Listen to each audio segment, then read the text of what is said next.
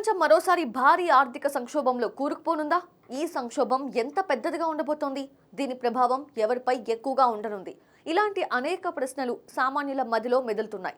ప్రపంచ ప్రఖ్యాత రచయిత రాబర్ట్ కియోసాకి తాజాగా చేసిన హెచ్చరికలే దీనికి కారణం. ఆయన మరోసారి ప్రమాద ఘంటికలు మోగించారు.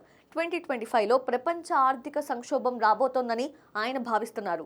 ఈ ఏడాది అతిపెద్ద మార్కెట్ క్రాష్ జరుగుతుందని, బంగారం ధరలు భారీగా పెరుగుతాయని చెప్పిన రిచ్ డాడ్ పూర్ డాడ్ పుస్తక రచయిత రాబర్ట్ కియోసాకి ఇప్పుడు తాజాగా రాబోయే ప్రపంచ ఆర్థిక సంక్షోభం గురించి హెచ్చరికను జారీ చేశారు. దీనికి సంబంధించిన ఒక ట్వీట్ నెట్టింట్లో వైరల్ అవుతుంది.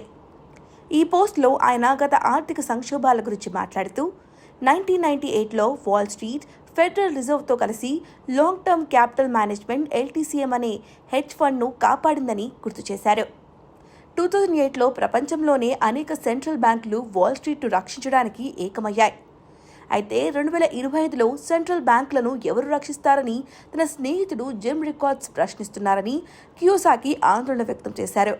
ఈసారి ఆర్థిక సంక్షోభం $1.6 ట్రిలియన్ అంటే 128 లక్షల కోట్ల రూపాయలకు పైగా ఉంటుందని ఆయన అంచనా వేశారు.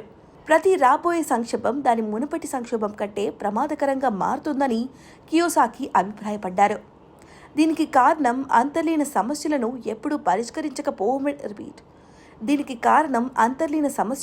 ఎప్పుడూ పరిష్కరించకపోవడమేనని ఆయన అన్నారు. 1971లో అప్పటి అమెరికా అధ్యక్షుడు రిచర్డ్ నిక్సన్ అమెరికన్ డాలర్ను గోల్డ్ స్టాండర్డ్ నుండి తొలగించినప్పటి నుంచి ప్రస్తుత ద్రవ్య బలహీనత ప్రారంభమైందని కియోసాకి పేర్కొన్నారు. ఈ చర్య కరెన్సీలను వాటి నిజమైన విలువ నుంచి వేరు చేసిందని, ఇది క్రమంగా క్షీణించే వ్యవస్థకు దారి తీసిందని ఆయన వివరించారు. జిమ్ రికార్డ్స్ కూడా $1.6 ట్రిలియన్ స్టూడెంట్ లోన్ మార్కెట్ పతనం తదుపరి ఆర్థిక సంక్షోభానికి ట్రిగర్గా పనిచేయవచ్చని అభిప్రాయపడ్డారు.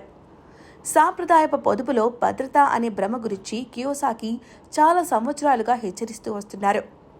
సంపన్నులు డబ్బు కోసం పనిచేయరని, ఆదా చేసేవారు నష్టపోతున్నారని 25 సంవత్సరాల క్రితం తాను రిచ్ డాడ్ పూర్ డాడ్లో చెప్పిన ప్రధాన సందేశాన్ని ఆయన మరోసారి గుర్తు చేశారు. ప్రభుత్వ బెయిలౌట్లు లేదా స్టాక్ మార్కెట్ ఉత్పత్తుల నుండి ఆర్థిక స్థితస్థాపకత రాదని ఆయన భావిస్తారు. ప్రజలు నిజమైన భౌతిక ఆస్తుల వైపు మొగ్గు చూపడం ద్వారా తమ ఆర్థిక భవిష్యత్తును నియంత్రించుకోవాలని కియోసాకి సూచించారు. నిజమైన బంగారం, వెండి, బిట్కాయిన్లను ఆదా చేయడం ద్వారా మిమ్మల్ని, మీ కుటుంబాన్ని రక్షించుకోవచ్చని ఆయన అన్నారు. ఎక్స్చేంజ్ ట్రేడెడ్ ఫండ్స్ సమానమైన భద్రతను అందించవచ్చని ఆయన నొక్కి చెప్పారు. కియోసాకి 2012లో తన పుస్తకం రిచ్ డాడ్స్ ప్రొఫెసీలో చేసిన హెచ్చరికలను తన తాజా సందేశంలో గుర్తు చేశారు.